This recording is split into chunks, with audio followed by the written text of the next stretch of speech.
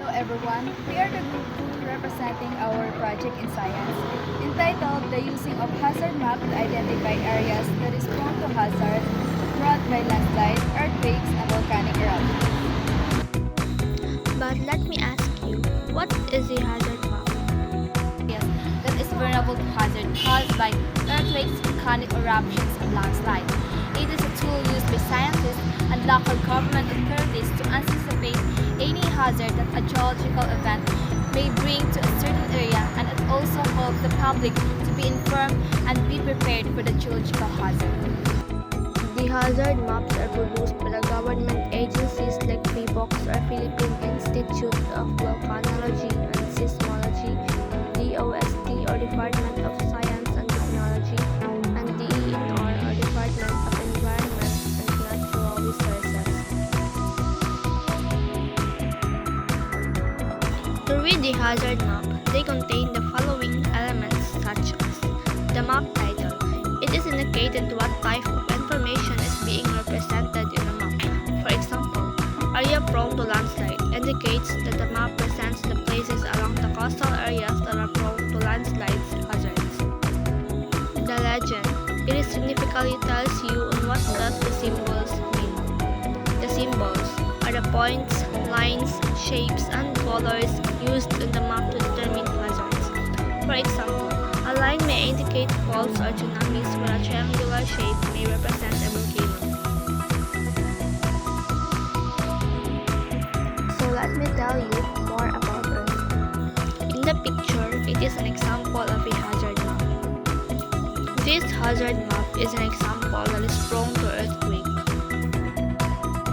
To determine the areas that is hazards to earthquake, this color-coded represent how the area is prone to be. The color red highlights the area that has a higher risk of earthquake. The color orange is for the medium risk of areas, and the color yellow signals for the lower risk for the areas. Have you ever felt the earth move from under your feet? It is because the earthquakes make the ground shake.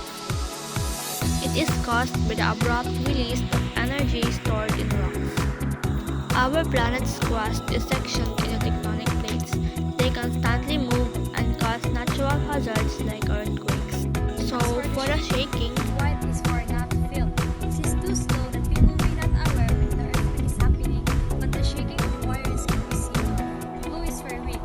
This is quite noticeable by a person indoors and of the people in the buildings, but may not notice it is an earthquake. Green is for moderate. Felt by nearly everyone, may awake, some dishes or windows may broke up. Unstable or yellow is for strong.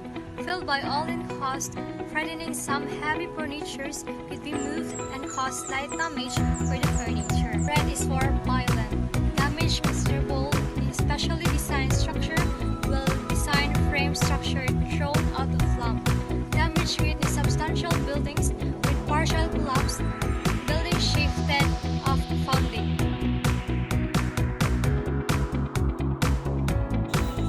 for the volcanic eruption, these volcanoes are classified as color red if it is active, color orange if it is potentially active, and color gray if it is inactive. And in landslide, the color red stands for the higher risk, the color yellow stands for the lower risk, the color orange is moderately causes risk, while color white is none. A landslide happens when rocks and debris fall rapidly due to gravity.